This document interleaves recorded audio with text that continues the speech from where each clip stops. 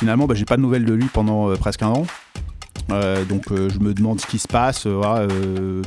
Évidemment, je le relance pas, j'attends. Et puis l'été d'après, il me revient et puis il me dit écoute, c'est bon, l'opération elle avance, mais il faut aller super vite. Et voilà, moi j'adore quand on me dit il faut aller super vite parce que quand il faut aller super vite, évidemment, il y a des intérêts, c'est que tu peux t'achètes beaucoup moins cher en fait. En gros, il y a peu de gens qui savent aller très vite. Donc il faut aller super vite. Il faut signer sous un mois. Avant de rejoindre Sapiens, je n'avais jamais eu l'occasion d'accéder à ce qu'il se passe derrière un fonds d'investissement. Au-delà de la façade des chiffres, de la performance. Et pourtant, en rencontrant des dizaines de fonds, j'ai réalisé que derrière chaque ligne investie, il y avait des histoires passionnantes, avec leur lot de difficultés et de succès, et surtout des équipes engagées autour des projets qu'elles financent. Bonjour, je suis Aurore Perrin, et mon objectif avec Just Focus est de mettre en lumière le pont entre les investisseurs qui ont des idées, des projets, des convictions, et leurs investissements, qui sont un moyen de créer un monde qui leur ressemble. En proposant un nouveau rapport à l'argent, aussi exigeant sur sa performance que sur son sens, Just Focus est une invitation à passer à l'action. Aujourd'hui, j'ai le plaisir d'accueillir Jean-Baptiste Praca, du fonds d'investissement en immobilier Mata Capital.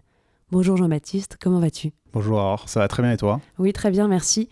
Jean-Baptiste, pour commencer, je vais tout simplement te demander de te présenter. Qui es-tu ? Quel est ton parcours ? Alors, je suis quarantenaire.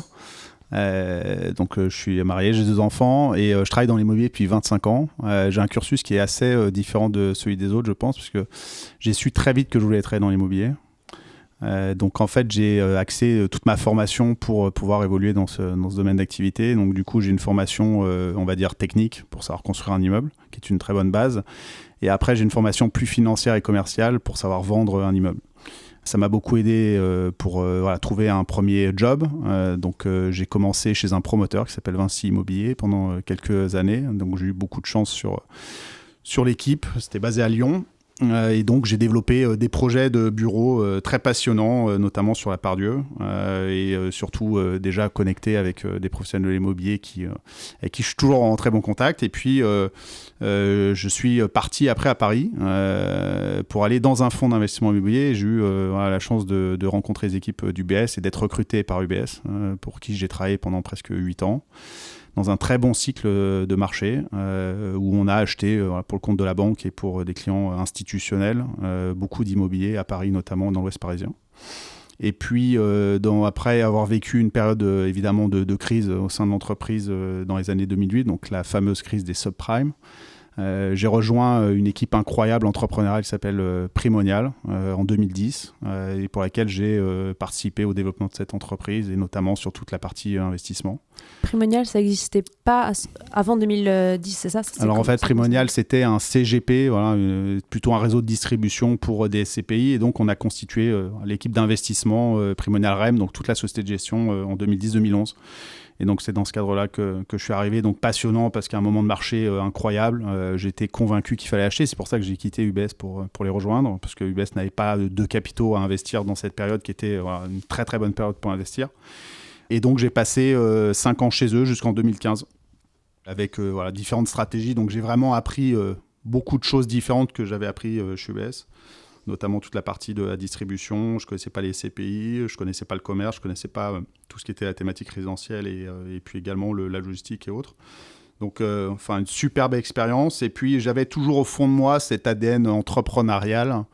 Et donc, j'ai décidé en 2015 de démissionner et de lancer un fonds d'investissement indépendant qui s'appelle Mata Capital, qui a été créé fin 2015, tout début 2016, et que j'ai fondé après quelques mois de réflexion. Et puis, évidemment, quelques années après, ça fait 8 ans, ça passe vite. On est une équipe de 60 collaborateurs. On est positionné sur la création de valeur et donc finalement je me rends compte que tout le travail qu'on a fait, toute l'expérience que j'ai pu avoir au sein de Vinci, d'UBS, de Primonial m'ont beaucoup apporté parce que sans ces expériences évidemment j'en serais jamais là aujourd'hui. Et quand tu décides de lancer Mata Capital, tu te lances tout seul ? Alors en fait, j'ai emmené quelqu'un qui s'appelle Laurent Delautre, que tu connais, qui travaille avec moi sur la thématique de commerce. Donc on est parti à 2 et puis très vite également, quelqu'un que je connais depuis très longtemps, qui s'appelle Marc Minelli, qui est donc notre directeur financier, donc qui nous a accompagnés. Donc on a réellement débuté à 3, 2015, dans un tout petit bureau, logé par des tiers, évidemment, on sous-louait. Mais c'est vraiment en mode start-up. En fait, la conviction, c'est l'équipe. Tu vois, le fait de partir avec Laurent, qui avait une connaissance exceptionnelle sur une thématique, le commerce, sur laquelle je voulais qu'on investisse dans ce contexte de marché en 2015. C'était important d'avoir Laurent. Marc, c'est le financier de la bande. C'est celui qui sait structurer un fonds. Moi, je suis plutôt le chef d'orchestre, emmener les gens et convaincre les investisseurs de nous suivre sur des stratégies. Et donc, du coup, à 3, on a réussi à débuter en fait, l'aventure. Et puis, on a vite grossi avec des recrutements. C'est allé très, très vite parce qu'aujourd'hui, on est presque 60 collaborateurs. Donc, concrètement, quand tu veux lancer un fonds, tu as besoin de quoi? Donc, vous étiez 3 avec des compétences qui étaient très complémentaires. Et il vous fallait quoi d'autre? Alors, en fait, ce qu'il faut quand tu lances un fonds, c'est moi, mon mode de fonctionnement, c'est d'être convaincu. C'est-à-dire qu'à chaque fois que, tu vois, dans mon histoire professionnelle, j'ai toujours été convaincu du moment dans la boîte où j'allais. J'étais convaincu chez UBS, j'étais convaincu d'aller chez Primonial, j'étais convaincu de l'équité pour développer Mata Capital. Donc il faut une conviction, qui est une conviction de marché, de momentum de marché, parce que c'est important de toujours comprendre dans quel contexte on vit. Et à chaque fois qu'on a des développements, il y a un contexte particulier. UBS, c'est premier job. Donc forcément, j'arrive dans un marché 2004-2005 qui était intéressant, qui était déjà plutôt cher. J'ai rejoint Primonial dans un marché qui, lui, à l'inverse, était vraiment tout en bas. C'est-à-dire qu'on était en 2009-2010, où là, clairement, il n'y avait plus d'argent, plus de transactions immobilières, donc un super moment pour acheter. Donc j'étais convaincu qu'il fallait que je trouve un partenaire, une entreprise, un fonds qui avait énormément de cash, mais qui ne savait pas l'investir. Parce que j'ai une conviction de momentum de marché. Et puis chez Mata, c'est également un contexte de marché, un contexte de quand tu es entrepreneur, tu y penses. Moi, j'y pensais depuis longtemps, hein. Pas dès le premier jour chez Primonial, mais je savais qu'un jour, j'avais voulu constituer une équipe parce que j'ai des convictions qui sont très fortes sur des moments, sur des thématiques. Évidemment, quand tu n'as pas la main sur ta stratégie totalement, hein, je l'avais, on va dire, de façon assez importante, mais partiellement. Quand tu te lances tout seul et quand c'est ta boîte, quand c'est ton entreprise, ton choix, forcément, la conviction, tu peux aller au bout de ce que tu penses. Et voilà, c'est ce qu'on a fait chez Mata, et avec plutôt réussite aujourd'hui, je trouve. Et ta première acquisition, tu empruntes pour l'acquérir? Alors en fait, il y a 2 éléments. C'est déjà, il faut, pour acheter un immeuble, il faut, en termes d'argent, il faut des fonds propres. Donc ça, ce sont des investisseurs. Et puis, une dette bancaire. Donc après, en fonction du risque, tu peux avoir plus de dettes ou tu peux avoir moins de dettes.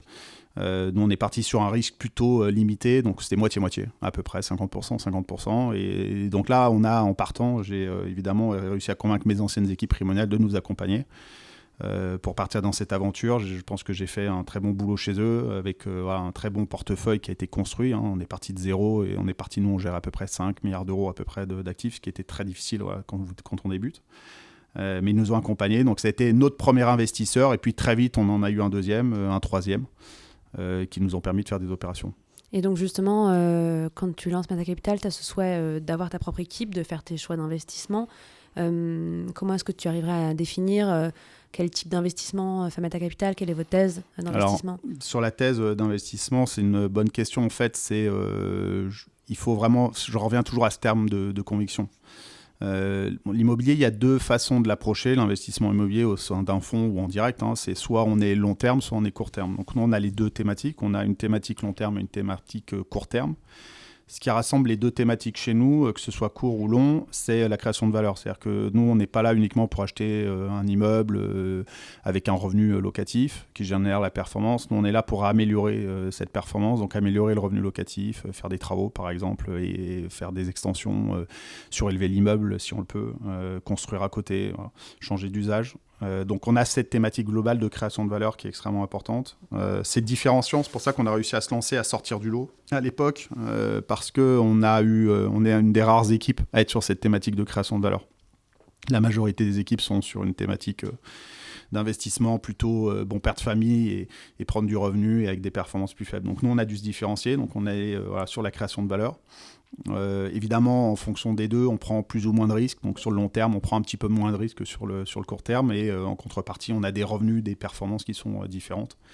Donc dans notre métier, on parle de TRI ou de cash multiple. Donc le cash multiple, c'est combien de fois en termes de retour sur les fonds propres investis. Donc quand on fait des opérations à risque, on va chercher au moins une fois et demie, 2 fois les fonds propres. Sur combien de temps ? Sur une durée plutôt entre 3 et 5 ans. Okay. Donc ce qui se transforme en TRI, donc taux de rendement interne, et le TRI, c'est donc la performance sur la durée. Et donc quand on est sur ces niveaux-là, on est entre 15 et 20% de TRI, donc c'est 15 à 20% de rendement tous les ans sur la durée sur la durée des tensions. Et sur le long terme, évidemment, le retour est plutôt lissé sur le temps. Souvent, on prend un petit peu moins de risques et donc on va chercher, nous, plutôt entre 7 et 9% de performance sur le long terme, en prenant évidemment un petit peu moins de risques. Qui sont aujourd'hui les investisseurs et peut-être ça serait intéressant d'avoir aussi quel type d'investisseurs selon le type d'investissement que tu décris. Alors on a donc Mata Capital, c'est donc une société de gestion de portefeuille. Donc on vit dans un monde extrêmement régulé parce qu'en fait des investisseurs, notre métier, nous confient de l'argent pour l'investir sur les marchés immobiliers. Nous sommes discrétionnaires sur les stratégies, donc c'est-à-dire qu'en fait on nous confie de l'argent sur une thématique, par exemple acheter du résidentiel dans Paris. Mais par contre, on décide de tout. C'est-à-dire qu'on décide de quel immeuble on achète, quel immeuble on n'achète pas, à quel prix, est-ce qu'on fait des travaux, est-ce qu'on ne fait pas de travaux. Ça, c'est notre métier. Donc en fait, quand on lance un véhicule et une thématique, on va chercher des stratégies en fonction du long terme et du court terme. Et en fonction de ça, on a des investisseurs qui sont différents. Donc nous, on travaille on va dire quasi exclusivement pour une clientèle d'institutionnels et de très grandes familles françaises. Donc, ça veut dire c'est nous, le ticket d'investissement chez nous, minimum, chez Mata Capital, à la base, il est plutôt autour de 3-5 millions d'euros. Donc, évidemment, c'est une clientèle qui est beaucoup plus restreinte en termes de nombre. Mais c'est une clientèle qui aime bien aussi les équipes qui se créent, les convictions des gérants. Et moi, je travaille avec ces gens-là depuis de nombreuses années. Donc j'ai leur confiance. Donc on est parti avec eux, donc ça représente à peu près 80-90% de notre clientèle. Donc ce sont des institutions, pour donner un exemple, c'est des caisses de retraite, des mutuelles, des assureurs vie, des fonds étrangers. Ça peut être aussi d'autres gérants comme nous qui ont des fonds grand public et qui investissent chez nous. Donc nous on a quelques SCPI notamment qui ont investi de façon indirecte dans nos véhicules. Et puis les familles sont plutôt sur une thématique d'investissement qui vont sur du court terme. C'est-à-dire qu'aujourd'hui les familles viennent chercher souvent en direct, c'est-à-dire qu'elles vont acheter, comme on voit la famille Arnaud qui achète énormément pour le groupe LVMH sur le long terme des actifs très patrimoniaux, notamment sur les champs par exemple dernièrement. Mais souvent quand les opérations sont à risque ou à court terme, elles aiment bien s'adosser à des professionnels parce qu'évidemment il y a aussi un risque de réputation parce qu'on peut être parfois on va dire classé, pas de fonds vautours, mais de fonds qui essayent de profiter des situations pour acheter peu cher. Donc les familles aiment bien souvent se mettre derrière nous. Et là, elles vont sur des thématiques plutôt court terme et à création de valeur avec des TRI entre 15 et 20% grosso modo pour rémunérer le risque. Depuis 2 ans, on travaille via un partenaire avec qui on aime bien travailler qui s'appelle Odo, où on a ouvert une clientèle un peu plus grand public. Et donc, on a créé des premiers fonds grand public il y a 2 ans maintenant.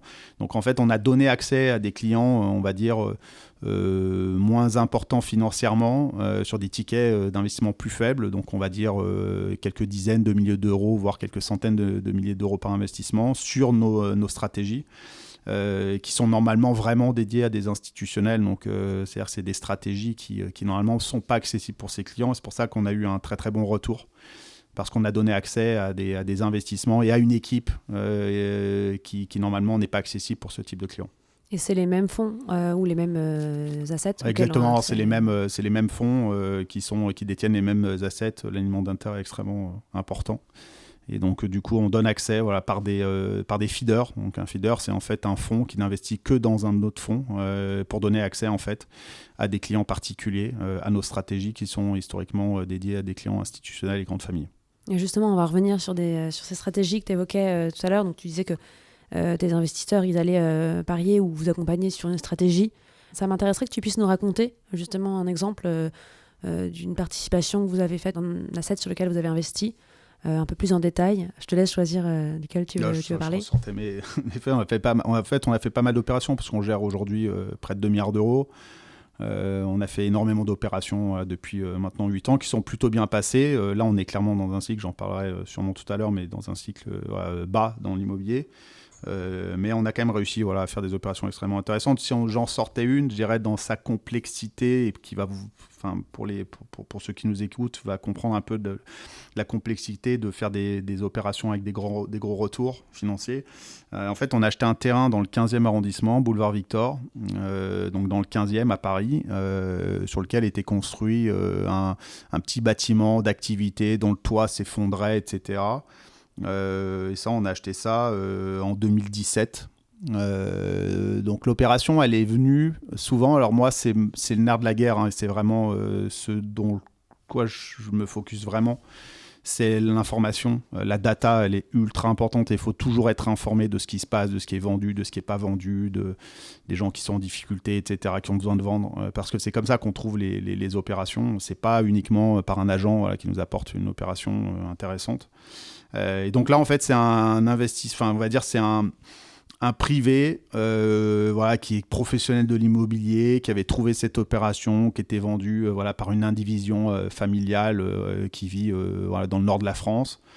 Et qui est complexe parce que, en fait, en gros, sur ce terrain, on pouvait identifier la construction d'un immeuble de 8 étages.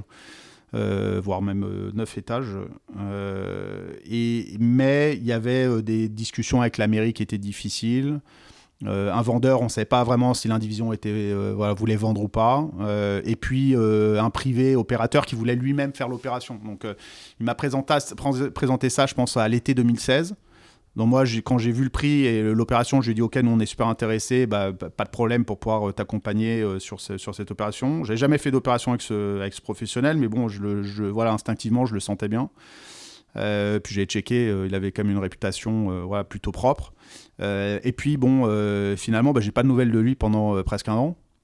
Donc je me demande ce qui se passe. Évidemment, je le relance pas, j'attends. Et puis l'été d'après, il me revient et puis il me dit bon, écoute, c'est bon, l'opération elle avance, mais il faut aller super vite. Et voilà, moi j'adore quand on me dit il faut aller super vite, parce que quand il faut aller super vite, évidemment, il y a des intérêts, c'est que tu peux t'achètes beaucoup moins cher en fait. En gros, il y a peu de gens qui savent aller très vite, donc il faut aller super vite. Il faut signer sous un mois.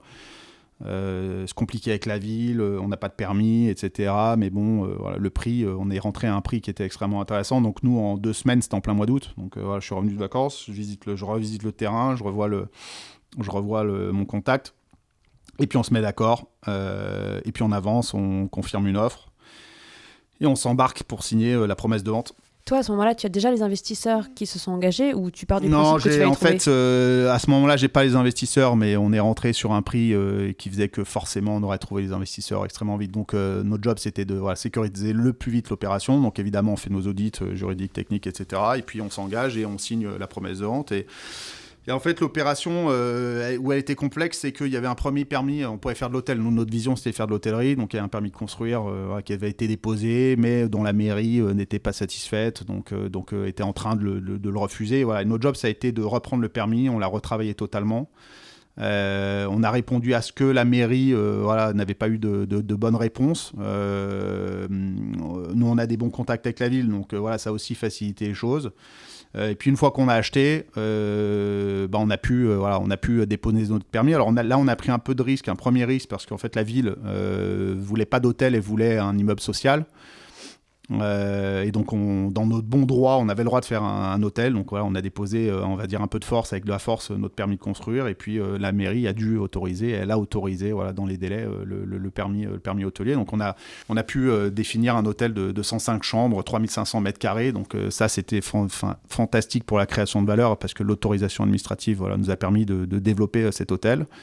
Quand on a eu les autorisations, on a marketé l'hôtel auprès de différents opérateurs immobiliers. Donc on a fait un appel d'offres qui s'est extrêmement bien passé. Et on a un indépendant qui s'appelle Suitcase Hospitality, donc Jean-Baptiste Martin, qui a compris que l'emplacement était fantastique parce qu'on est en face du parc des expositions.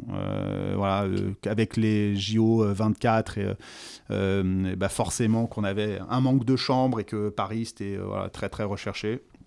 Et donc, on a signé un bail long terme avec eux. Après de longues négociations, on a amélioré le projet avec eux. On a créé des terrasses un peu partout, etc. On a créé une piscine au sous-sol, ce qu'on n'avait pas identifié au départ. Et puis on a signé un bail, donc c'est là où on a sécurisé vraiment l'opération parce qu'on avait le terrain, le bail, évidemment en parallèle les investisseurs, donc là c'est quelques familles et un institutionnel qui nous ont suivis, qui nous ont fait confiance à ce moment-là, on va dire en plein risque, mais qui sont venus du fait de l'emplacement et de notre qualité de gestion. Et puis une fois qu'on avait sécurisé ça, on a vendu l'immeuble à un investisseur institutionnel très long terme. Et donc on a fait x3 sur les fonds propres investis, donc c'est clair que c'est une opération qui est fantastique dans le retour financier, parce que 3 fois c'est beaucoup. En combien de temps du coup ça... En 4 ans. En 4 ans, ouais, c'est énorme. Et surtout on a créé quelque chose qui manquait dans la ville, avec un hôtel en bois, avec énormément un hôtel qui est totalement labellisé d'un point de vue ESG. Donc on a créé un produit qui est totalement neuf, super bien placé dans son marché, pour lequel l'opérateur est extrêmement content. Suitcase Hospitality, il s'appelle le Bellude, il est très content de cet hôtel, et également un investisseur long terme qui lui est venu chercher du rendement et est très satisfait. Et ton opérateur, justement, quand il intervient, il est quand même au début de la restructuration de l'espace. Il a son mot à dire, j'imagine, dans le choix des travaux, ou il arrive un peu après? En fait, il arrive après, c'est-à-dire qu'on a défini tout le projet, parce qu'évidemment, un hôtel, c'est quand même assez normé, sur la taille des chambres, sur où est-ce qu'on met les circulations verticales, les services. Mais il arrive aussi suffisamment tôt pour améliorer le produit. Et par exemple, on avait prévu en sous-sol, alors on avait dû prévoir une salle de sport de tête, un petit spa. Et là, on a fait une piscine. Et l'anecdote, elle est sympa. On s'est dit, mais pourquoi une piscine? En fait, il m'a fait une réflexion super intelligente. Il m'a dit, en fait, quand tu te mets sur Booking, tu fais Hôtel Paris et tu cliques piscine. Il n'y a que les palaces et 2-3 hôtels en plus. Et donc, du coup, c'est un énorme accélérateur pour la commercialisation. Et c'est là où il est bon. Il a réussi à mettre un loyer important, intéressant pour nous, mais parce que c'est quelqu'un qui gère très bien ses hôtels et qui a le bon marketing. Et la piscine, c'est clair, ça nous a coûté quand même un peu d'argent, mais ça lui amène énormément de clients, et c'était une très bonne idée de sa part. Et donc pendant ces 4-5 ans, il vous paye un loyer, et à un moment vous pendant l'opération, on n'a pas de loyer, c'est-à-dire qu'on est vraiment investi en fonds propres, on construit, on a une dette, donc du coup évidemment on rembourse les intérêts de la banque, mais non, il n'y a pas de loyer. Le loyer il est payé quand l'immeuble est livré, et donc le jour où on a livré l'immeuble, les loyers ont été payés, mais nous on avait revendu l'immeuble à un investisseur long terme, parce qu'on était vraiment sur une stratégie court-termiste. Donc c'est très court en fait, la durée pendant laquelle vous touchez un loyer, elle est pour nous elle était très courte. Par contre, pour l'investisseur institutionnel qui a acheté, ça va être 10, 20, 30 ans de revenus, et lui il va chercher le revenu sur le long terme. Nous on est plutôt allé chercher la création d'un produit, la signature d'un bail, le début d'un paiement d'un loyer, et puis après on a valorisé.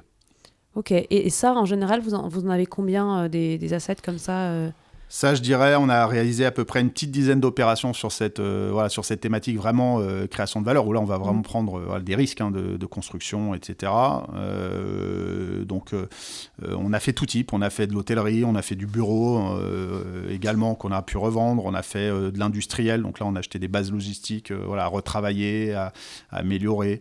On a fait du résidentiel, également immeubles, des découpes de résidentiel. Donc là-dessus, on est très très opportuniste, et on a fait à peu près une petite dizaine d'opérations.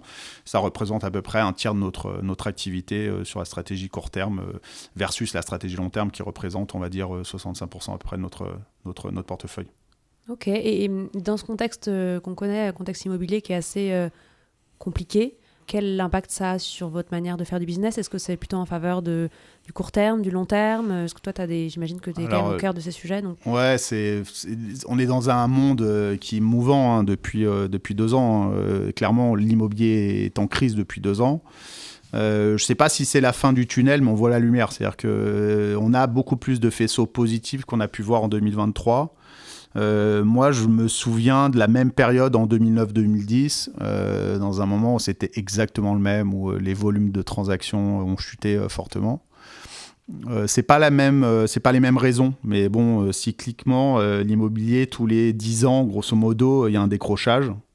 C'était une crise très financière à l'époque, en 2010, avec plus de financement, plus de banques qui ne se faisaient plus confiance. Là, c'est une crise vraiment purement de liquidité où, en fait, comme tu le sais, les taux bancaires et les taux ont augmenté très fortement. Et donc, du coup, il a fallu que la prime sur l'immobilier se réajuste. Et donc, il faut que les prix baissent. Voilà. Et donc, les prix baissent maintenant depuis 18 mois. Donc, je pense qu'on arrive au bout parce qu'on arrive vraiment dans un momentum de marché très intéressant en termes de prix. Et je suis encore plus convaincu que 2010 pour investir parce que j'estime que c'est un très, très bon moment de marché. Donc évidemment, il est différent pour les acteurs. Nous, on est agile, on est petit, on n'est pas très endetté, on a beaucoup de fonds propres. On regarde devant, on a un portefeuille qui est plutôt bien géré et pas avec de gros sujets sur lesquels on va avoir beaucoup de temps à passer. À l'inverse d'autres acteurs qui ont fait peut-être des choix d'allocation différents, notamment sur le bureau. Nous, on a peu de bureaux. Et donc, du coup, clairement, on regarde devant. Et donc, c'est un monde d'opportunités exceptionnel pour nous qui va nous permettre de continuer à croître. Donc, on est toujours sur les deux thématiques, long terme et court terme, parce que ça dépend des opportunités qu'on peut trouver. La différence, elle est simple, c'est le court terme, il faut vraiment qu'on puisse activer la création de valeur à 2-3 ans. C'est-à-dire qu'il faut vraiment souvent avoir des immeubles un peu vides, ou une quasi-certitude que le locataire qui est dedans part. À l'inverse, quand on n'a pas cette certitude, on ne peut pas prendre le risque à court terme de créer de la valeur, il faut le faire sur le long terme. Et donc, on part sur le long terme et on porte. Et voilà, une fois dans 3, 4 ans, 5 ans, 6 ans, si on a une sortie de locataire, on peut travailler. Donc, c'est ça la différence. Donc, nous, aujourd'hui, on est aussi bien positionné sur le court terme que sur le long terme.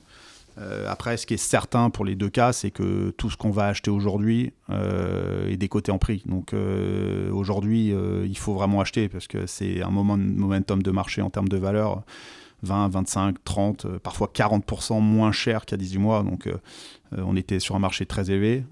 Mais là, c'est quand je dis qu'on est à la fin du tunnel, les prix aujourd'hui, notamment dans Paris ou en première couronne ou dans les grandes villes d'agglomération européenne, on a une vraie baisse des prix. Et le fait que là, les taux commencent tout juste à rebaisser, est-ce que c'est quelque chose qui impacte directement les prix de l'immobilier ou ça... Alors, ça mettra un peu de temps, mais c'est la lumière. Quand on entend que la banque déjà stabilise, l'inflation est stabilisée, on est à 3%, donc c'est pas mal. La cible, c'est 2. On était à 6 ou 8 il y a un an et demi. Donc, on a changé de monde. On a changé de monde très vite. Là, on est en train de changer, mais ça mettra plus de temps parce que en gros, vous avez des opérateurs, des investisseurs qui n'avaient pas prévu ça et qui ne sont pas prêts en fait. La crise, c'est un vrai. Faut être agile, faut être convaincu. C'est une boîte entrepreneuriale, donc on peut prendre nos décisions. Moi, j'ai un comité évidemment pour décider des investissements, mais on décide seul. On n'a pas un groupe bancaire derrière nous qui va nous dire s'il faut acheter ou il ne faut pas acheter, comme certains grands gérants qui sont adossés à des groupes et qui sont plus lents et moins agiles que nous. Donc aujourd'hui, nous, je pense qu'on va beaucoup plus vite parce qu'on a des fonds propres, parce qu'on a une organisation ultra solide, parce qu'on a un très bon track record et surtout qu'on n'a pas un patrimoine très compliqué à gérer. Parce qu'on n'a pas fait trop d'erreurs. Alors, je ne dis pas qu'on n'en a pas fait, mais on a fait quelques erreurs, mais finalement, on a réussi à les gérer. Elles se gèrent finalement assez correctement. Et ça représente, on va dire, un tout petit pourcentage de notre portefeuille. Donc, c'est là où nous, on regarde devant, quand souvent d'autres regardent derrière. Et puis après, c'est le côté de l'expérience. 25 ans ça va faire 20-25 ans que je fais ça. C'est cyclique. 2010, j'ai eu le même sentiment, il fallait rafler. Rafler, c'est tout acheter. Là, c'est pareil, je pense que c'est un momentum où il faut vraiment investir de façon massive. Tu parles beaucoup de structure entrepreneuriale qui est agile. C'est quoi ton projet, toi, avec Mata ? Est-ce que tu as envie de garder justement cette agilité ? Est-ce qu'il y a une taille critique à ne pas dépasser ? Ou est-ce qu'au contraire, tu as envie aussi de pouvoir grossir, quitte à perdre en agilité ? Comment est-ce que tu te projettes aussi toi de manière personnelle dans ce type de structure ? En fait, on se pose toujours la question, et c'est sûr que quand on a débuté avec Laurent et Marc, il y a 8 ans, à 3, c'est pas la même histoire qu'aujourd'hui, 60. Mais bon, il y a des exemples qui montrent quand même qu'on peut toujours créer beaucoup de valeur, même avec des tailles d'entreprises beaucoup plus importantes. Je vais citer par exemple les anglo-saxons, ils savent très bien faire ça. Blackstone, c'est un modèle, c'est des gens qui... c'est le plus gros investisseur mondial sur l'immobilier notamment. C'est un mastodonte, mais ils ont toujours cet objectif de création de valeur et de performance de leurs fonds assez élevé. Donc il y a plusieurs éléments. Je dirais pas qu'on deviendra Blackstone, mais voilà, entre Mata aujourd'hui et Blackstone, il y a quand même pas mal de place. Nous, on a une vraie vision européenne, ce qui est très différent aujourd'hui du modèle. Les investisseurs français sont très focusés sur la France et investir en France. Ils ont commencé un peu à l'étranger, mais moi, j'ai une vision très européenne. Aujourd'hui, c'est l'Europe, c'est pas la France. Nous, on est tout petit, la France, donc il faut se battre avec nos arbres. Et si on veut aller chercher des investisseurs beaucoup plus gros, qui sont les Américains ou les Asiatiques ou le Middle East, il faut avoir une empreinte européenne. Donc nous, on a commencé à pousser nos pions en Allemagne. Donc on a une équipe en Allemagne. Donc aujourd'hui, les 2 marchés principaux de l'immobilier en Europe sont sous maîtrise parce qu'on a des équipes locales. Et il faut être local pour investir. Donc notre vision, c'est de grossir en France et en Allemagne. Et je pense qu'on a capacité de grossir assez fortement du fait du contexte. On a une bonne base. Et on ne perdra pas notre agilité si on garde ce mindset entrepreneurial. Ce mindset entrepreneurial, on le donne aux équipes. C'est-à-dire qu'aujourd'hui, moi, on est associé avec 10 collaborateurs, dont quelqu'un qui arrive en stage il y a moins de 6 ans et qui est associé. Donc c'est la preuve que quand on bosse et quand on fait bien son boulot, il y a le retour en face. Et il faut donner ce sentiment de vouloir renverser des montagnes, qu'on n'est jamais arrivé où on voulait, qu'il faut croire dans notre bonne étoile et dans notre capacité à vraiment développer. Et on peut garder toujours cette agilité en responsabilisant les gens. Ça, c'est hyper important. Moi, je suis qu'un chef d'orchestre. Je donne une direction, je donne une stratégie. J'ai un instinct, évidemment, je suis très instinctif. Mais j'ai que des gens meilleurs que moi sur toutes les parties. J'ai des gens qui sont meilleurs que moi pour acheter, j'ai des gens qui sont meilleurs que moi pour gérer, j'ai des gens qui sont meilleurs que moi pour faire des travaux, j'ai des gens qui sont meilleurs que moi pour lever de l'argent, meilleurs que moi sur du marketing. T'es un bon exemple. Moi, je suis pas... il y a plein de gens qui sont dans la com, qui sont meilleurs que moi. Moi, mon rôle, c'est juste d'être un chef d'orchestre et de placer les bonnes personnes au bon endroit. Ça, c'est le plus important. Et c'est comme ça que les entreprises, il faut leur donner de l'autonomie, de la décision. Et je donne beaucoup de décisions opérationnel notamment sur les équipes. Et c'est comme ça qu'on garde une agilité et qu'on peut devenir gros en gardant son degré d'exigence très élevé, parce qu'il y a quelque chose sur lequel je ne transigerai jamais, c'est l'exigence. L'exigence de toujours faire plus. Et on a un objectif qui est majeur, c'est on est au service de nos clients. Et donc nos clients, ils viennent pour nous confier de l'argent. Donc c'est une très grosse responsabilité. Nous, en contrepartie, il faut leur expliquer ce qu'on fait, il faut être très transparent. Et il y a 2 enjeux principaux pour nous. Historiquement, c'est la performance financière, parce que placer de l'argent, c'est un retour financier. Et le deuxième, c'est la performance, on va dire, environnementale, où on a des objectifs extrêmement forts chez Mata, où clairement, aujourd'hui, il faut qu'on décarbone le portefeuille immobilier, alors pas que le nôtre, mais le portefeuille immobilier en Europe, donc par des travaux, et c'est avec des stratégies dynamiques qu'on peut décarboner. Décarboner, c'est quoi ? C'est clairement, majoritairement, diminuer les consommations énergétiques des bâtiments. Ça tombe bien que tu en parles parce que tu devances ma question, mais j'étais curieuse de comprendre justement ces contraintes ou ces améliorations environnementales.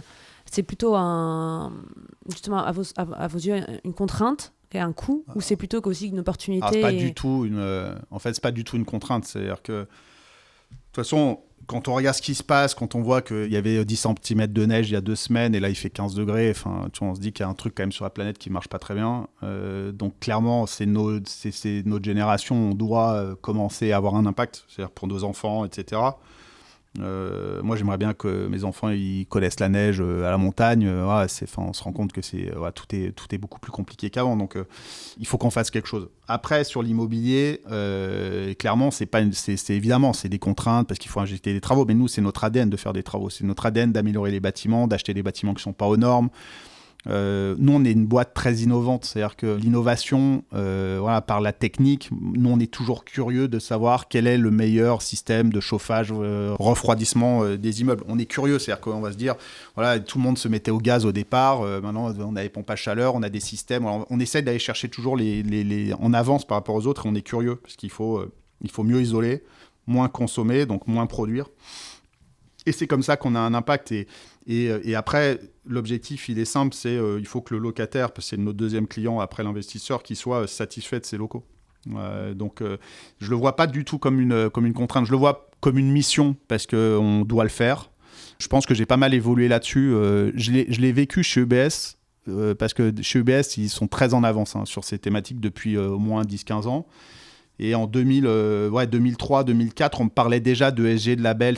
Moi, je travaillais beaucoup avec des Allemands ou des Anglo-Saxons. Et c'est vrai qu'on les regardait, nous, de notre côté France. Ouais, mais il n'y a aucun immeuble labellisé, etc. C'est de l'argent jeté un peu par les fenêtres. Enfin, c'était notre avis. Et en fait, finalement, ils avaient raison. Aujourd'hui, si tu n'as pas un immeuble qui est labellisé, qui consomme...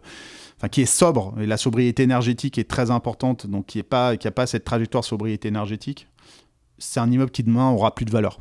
Voilà. Il aura plus de valeur parce que tu auras des investisseurs, des banques, des locataires qui voudront plus rentrer dans ton immeuble parce que ça sera une passoire énergétique. Et donc, du coup, clairement, il faut suivre cette trajectoire. Après, c'est beaucoup plus facile pour nous de le mettre en œuvre parce qu'on est une boîte qui fait des travaux, qui sait améliorer les bâtiments. On n'est pas juste un gestionnaire financier, on est vraiment un gestionnaire immobilier, donc c'est beaucoup plus facile pour nous. Et je pense qu'il y a souvent il y a des boîtes qui ont été précurseurs là-dedans, qui l'ont fait avant tout le monde, et ils ont raison, et il faut suivre ce modèle. Ouais, super intéressant. Et effectivement, ça fait toute la différence d'arriver déjà avec cette optique de faire des travaux. Pour terminer, Jean-Baptiste, il y a une question que j'aime bien poser à mes invités, et notamment pour nos auditeurs qui ont envie d'apprendre plein de choses sur la finance. Est-ce que tu peux me donner 3 critères pour toi à analyser qui permettent de reconnaître un bon fonds ? Alors ça, c'est super important parce qu'évidemment, il y a une offre qui est extrêmement large. Et quand on n'est pas professionnel et si on n'est pas bien conseillé, on peut faire des très mauvais choix. Et comme tu le vois, dans toutes les pratiques, que ce soit du private equity, de la dette, de l'infra ou de l'immobilier, ou même les actions, c'est qu'une gestion, il y a des énormes écarts de performance entre certains gestionnaires. Donc, en fait, la première chose, c'est l'équipe. C'est-à-dire que le premier critère que vous devez choisir quand vous choisissez un fonds, c'est l'équipe. L'équipe, c'est qui dirige l'entreprise, qui achète, qui gère. Quelle est son expérience, quelle est sa réputation, etc. Donc, c'est pas forcément une équipe qui a 30 ou 40 ans d'expérience ou une entreprise qui est présente depuis 30 ans. C'est vraiment l'équipe, les gens qui sont là au moment où vous investissez dans le fonds. Et tu t'informes comment ça pour avoir... Alors ça, c'est avec... non, mais c'est avec les... forcément, il y a plein de conseillers. Tu vois, chez Sapiens, c'est votre rôle de sélectionner des équipes. Ivesta, c'est son rôle de faire ça, tu vois, de choisir, d'identifier les bons. Il y a même certains moments, donc on peut se dire, on identifie les bons, mais ce qui est encore mieux, c'est d'identifier les bons tout au début, parce que les bons tout au début, quand on se lance comme nous, on doit être encore meilleur. Donc c'est dur de prendre des équipes jeunes, mais ceux qui l'ont fait chez nous, ceux qui sont venus au début, ils ont un retour incroyable. Donc ils ont pris le risque d'aller dans une petite équipe. Je vais te donner une anecdote, j'ai un des plus gros investisseurs de la place, institutionnel, qui nous a validé en comité d'investissement en 2016, donc très tôt, tu vois, un an et demi juste après notre lancement. Son risque comité, c'était ah oui, mais Mata, est-ce qu'ils vont pas partir avec les fonds qu'on va investir dans leur véhicule ? Parce qu'on était tout petits. Mais voilà, il a eu la raison de pousser pour nous parce qu'on était tout au début, on a créé énormément de valeur pour lui. Donc l'équipe, la stratégie d'investissement, ça c'est super important. Il faut bien comprendre, il y a des gens qui ont des stratégies différentes, il y a des gens qui ont des stratégies totalement diversifiées, d'autres qui sont plutôt sur des thématiques. Comprendre dans quoi on investit, comprendre le produit, ça c'est lié aussi à la stratégie. Faut pas investir si on comprend pas en fait. Si on comprend, au moins on a moins de risques de se tromper. Si on comprend pas, c'est compliqué. Comme moi, ce que je comprends pas, j'y vais pas. Et puis après, l'alignement d'intérêt. L'alignement d'intérêt, c'est évidemment le co-investissement, et nous c'est ce qu'on fait, le co-investissement des équipes dans nos produits. Donc on a une grosse prime et une grosse partie de notre rémunération, c'est la surperformance. Donc en fait, on gagne notre vie et on paye les équipes avec des management fees qui sont un peu classiques dans tous les fonds, c'est tous les mêmes, grosso modo. Et après, comme les autres également, quand on surperforme, on se paye, et notre enjeu, nous, il est là. Donc l'alignement d'intérêt est extrêmement important. Donc les 3 critères, c'est ça, c'est l'équipe, la stratégie qui est mise en place dans le contexte, et cette stratégie peut être différente. Et puis après, surtout l'alignement d'intérêt. Ok, donc l'équipe, la stratégie, l'alignement d'intérêt. Parfait, j'espère que nos auditeurs l'ont bien noté. Merci beaucoup Jean-Baptiste. Je te remercie, Aurore. À bientôt. Au revoir. Voilà, Just Focus est terminé pour aujourd'hui. Un grand merci à Sapiens, premier family office digital qui a rendu possible sa réalisation. Si cet épisode vous a plu et que vous souhaitez le soutenir, il existe plusieurs manières de le faire. Parlez-en autour de vous et partagez-le largement sur les réseaux sociaux. Pensez à mettre un commentaire 5 étoiles sur Apple Podcasts et bien sûr, abonnez-vous pour ne pas manquer les prochains épisodes. À très vite.